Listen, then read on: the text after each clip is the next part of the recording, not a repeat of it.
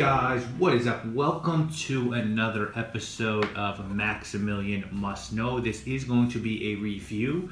It is going to be my fifth review on a fragrance from the house of Xerjoff. From this brand, I also own Naxos, Udin, Lyra, and Alcat. I have reviewed each. I would like to purchase from Xerjoff one from their XJ line, either Richwood or one from their JTC collection, their Join the Club collection, probably More Than Words. And then speaking of Xerjoff offshoots, I would like to get one from their Chemi line, like Aurum perhaps, and then something from Suspiro as well. I'm a big fan of this house. To me, it's probably one of my top 5 favorite niche houses. And if you're looking for some more background info on this wonderful house that Sergio Momo started, please do check out the video that I did on Udin, which was my first Xerjoff fragrance, the first Xerjoff review that I ever did, and is, to be just perfectly honest, probably my still favorite scent from this brand. Now, the way that I got this one's pretty cool. Basically, Carlos, Brooklyn Fragrance Lover, has a fragrance group on Facebook called Peace, Love, Perfume. I cannot implore you guys enough to join that group. He's constantly, he does giveaways on his channel, but he usually has an anniversary of this group, and he's always giving stuff away, great prizes. And I normally don't participate because I have such a large collection. I know there's people just getting into this hobby that don't have as much as I do, or just can't afford to buy as many fragrances, so I totally usually leave these sort of contests open. And when I saw there was a chance to win a 50 ml Xerjoff bottle of choice, I was just like, you know what, I like Xerjoff, so I'm gonna try to win this one. I just left a comment and I won. And so thank you, Carlos. Thank you, Sergio. Thank you to the Xerjoff team. My choice was any 50 ml. They only have a couple of lines that have 50 ml bottle sizes. I believe it's the Join the Club and the Shooting Stars line, the collection. And so, I had my choice.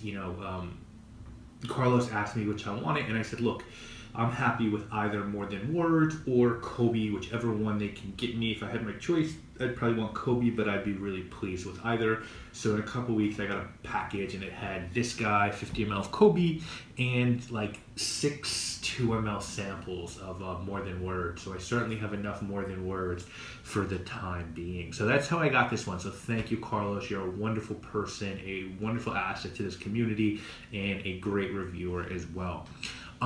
Kobe is a 2009 release from Xerjoff. It's in their Shooting Stars collection. I don't know the perfumer on this one, but the notes on this one are orange bergamot and labdanum at the top, neroli, petitgrain, and orange blossom in the middle, Brazilian rosewood, oud, benzoin, tonka bean, ambergris, styrax, and musk in the base. This is a collection that's now pretty widely available. You can get them at Lucky Scent, Twisted Lily, in New York at Min. I believe also Bergdorf Goodman carries this line as well. And the pricing for Kobe is, for this 50 ml you see in front of you guys, is going to be $260. On the niche side of things, it's not super expensive, it's not super cheap, it just sort of is in that middle range, but you are getting insane quality with Xerjoff. As far as the presentation goes, we've been through this before. It comes in just this gorgeous, gorgeous box. The attention to detail is just stunning. Inside of the box, there's a bag, which has silly tassels. I don't want to just go through it, just because I've done these so many times. This is, I said, I reviewed a bunch of these. And the bottle is just really, really heavy glass. You can see Kobe is etched. On the back, there's a serial number. It's 44. 499. I don't know if that's when it was made or whatever. The cap is super heavy. On the inside of the cap, you have the X. On the top of the sprayer, you have the X. And I'll just show you, the sprayer is magnificent. Great juice distribution, gold plate on the front. It's just a sick bottle. And then on the front of the cap, you have Xerjoff there as well. So presentation is beautiful. Easily one of my favorite presentations in the game. The bottle is super heavy. The cap is super heavy. Well, how does it smell, right? That's what we all care about here. So at its heart, guys, this is an orange fragrance, but you're not going to get a ton of like orange fruit from this fragrance. What you're going to get out of this one is bitter petite grain. That's really the main thing I get is bitter petite grain, a woody, bitter petite grain note. You're going to get neroli, and you're going to get some creamy, and I mean really creamy orange blossom. So that's the top of the fragrance. It's very bitter, it's very realistic, and it's a little bit sweet, but it's mostly dry. And if that was what this fragrance was at its essence, it would be a pass for me. I wouldn't want this fragrance. But that group of sort of woody citrus is built upon this lovely, just wonderful base of rosewood, tonka bean, labdanum, and a very light oud note. It's creamy, it's semi-gourmand, it's classy. To me, people, it's a luxury, more modern, substantial take on the classic eau de cologne. Lucky Scent describes this one as a finely crafted wooden box filled with citrus peels, and I think that's really right on the money. You do also have some labdanum and tonka, so you get a slightly resinous sweetness in this one as well, which really does turn this into something very unusual, and to me at least very much worth the cost. If you can't afford this or can't find this and you're looking for something similar, the ones that get talked about a bit, or the one that gets mentioned quite a bit in comparison, is A Piece of Me or Apom Parome by Masculine by Mason Francis Curtijon. I think that's a good comparison. It's only a little bit cheaper than this one. I actually like this one better. Another one by Xerjoff, Neo, is just sort of more neroli based, but it's sort of close to this. It's sort of the same vibe. It's just sort of more about neroli. This has sort of more gourmand, woody notes in it. And then if you want to go really cheaper, you can check out Bergamoto Merino by Gianfranco Ferre, which does have bergamot and neroli and a mahogany wood base. And then on the real low end, you can always check out stuff by 4711, but obviously there's going to be a big jump in quality between Xerjoff and 4711. Performance, for me on this one, just as good as all Xerjoff fragrances. I've never had bad performance with Xerjoff. It lasts forever. You go through some stages where you start off with that tangy and bitter mix of neroli and orange and bergamot, and then as you get a couple hours in, those other notes start to peak out. Projection isn't beastly, but it's really good. I'd be surprised if anyone complained about it because it does project well off the skin, and I love this one because you could wear it any time of year.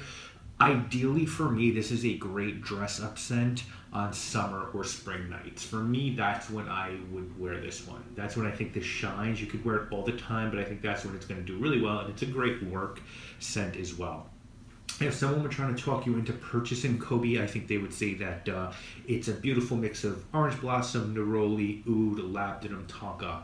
And because it has light and fresh notes at the top and more substantial notes at the base, it's very versatile in regards to when and how you can wear this scent. It's wearable by both sexes, so a couple could share it. And you also get that Xerjoff quality across the scent in the presentation. If someone were trying to talk you into skipping this one, they might tell you that it is pricey for what it is. And for $260, this is a fragrance that's probably not going to wow you. It's probably not going to make you do a double take at any point. I get both of those arguments. And for me, I think this is very much worth it. And had I not been sent this fragrance, I would have purchased it regardless because it's so versatile and the quality is so apparent.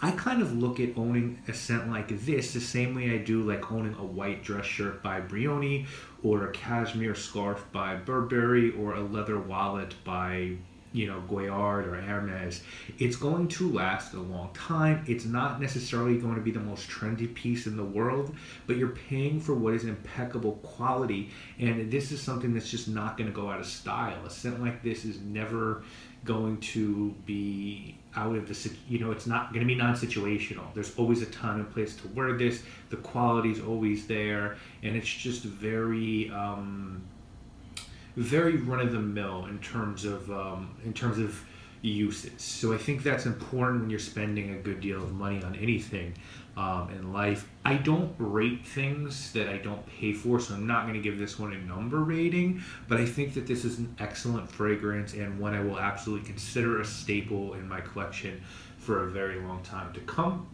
I hope you guys have enjoyed the new sort of review table. It's a huge coffee table. I moved to a bigger apartment, so I have some more space to do my videos. I want to thank you, Carlos, and I just want to mention the day of filming this, someone in our community, Alan Alvarez, passed away a couple days ago in a horrible car accident, I believe in Houston. I feel horrible about that. I want to dedicate this video to Alan. I donated to his funeral fund. If anyone's interested in doing that, leave a comment and I will link to it so you can help Alan's family pay for the funeral. I want to, again, dedicate this video to you. Rest in peace, my friend Alan. Again, Carlos, thank you so much. You guys, I'll see you again later next week with more videos, and I want to thank you guys all so much for watching.